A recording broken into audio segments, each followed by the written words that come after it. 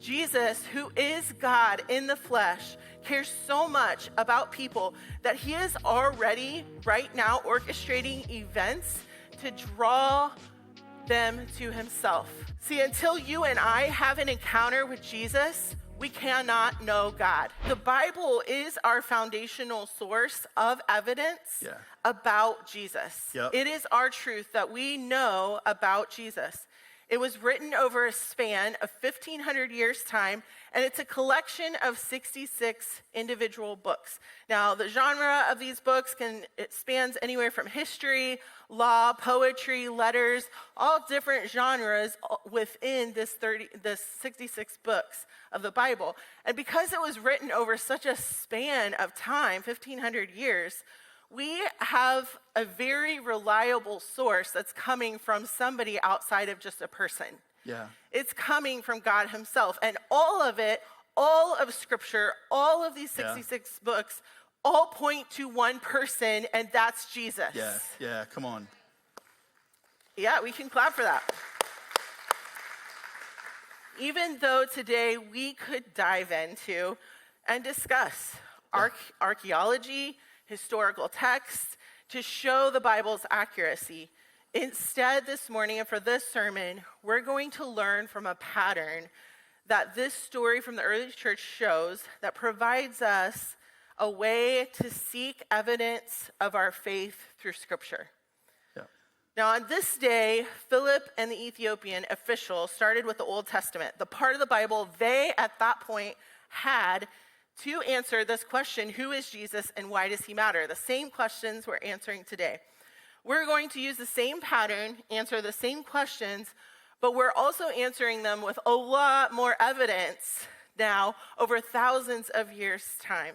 But we're answering the same questions in the same way. So the first component to this pattern is this. It's to have an encounter with Jesus. Yeah. Have an encounter with Jesus. In Acts 8:30-31, it says, Philip ran over and heard the man reading from the prophet Isaiah. Philip asked, do you understand what you are reading? The man replied, how can I unless someone instructs me? And he urged Philip to come up into the carriage and sit with him. He's like, sounds like you have some experience here and knowledge I need to hear. Come on up and sit with me and hang out. I love that God was already there working before Philip ever came up to the carriage. Yeah, that's good. He was already with the Ethiopian leader, working in his heart to draw him to himself. Yeah. Jesus, who is God in the flesh, cares so much about people that he is already right now orchestrating events to draw them to himself, just like he did with this Ethiopian leader. So good.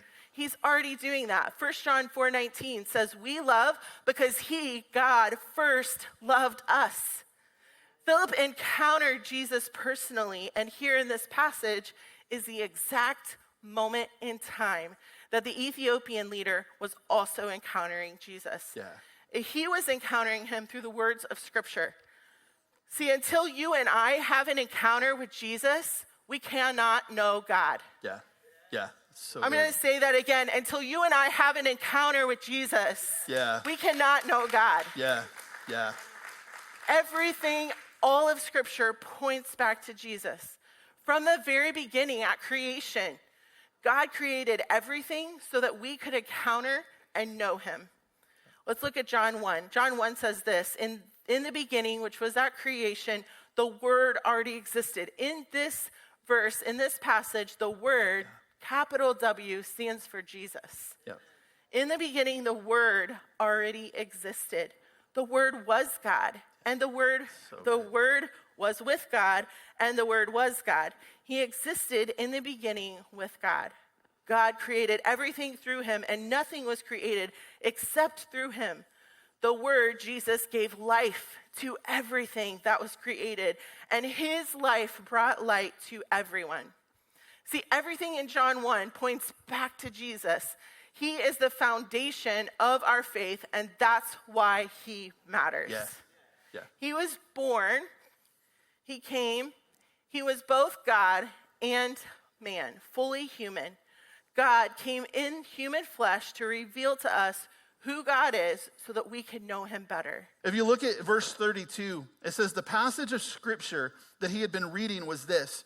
He was led like a sheep to the slaughter, and as a lamb is silent before the shearers, he did not open his mouth. He was humiliated and he received no justice. Who can speak of his descendants, for his life was taken from the earth? The eunuch asked Philip, tell me, was the prophet talking about himself or someone else? And so beginning with the same scripture, Philip told him the good news about Jesus. Philip starts right where that guy is.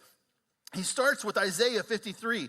And Sarah already mentioned Isaiah 53 was written about 700 years before Jesus. And so as he's starting there, it's one of the prophecies, one of the over 100 prophecies that are given in the Bible about Jesus.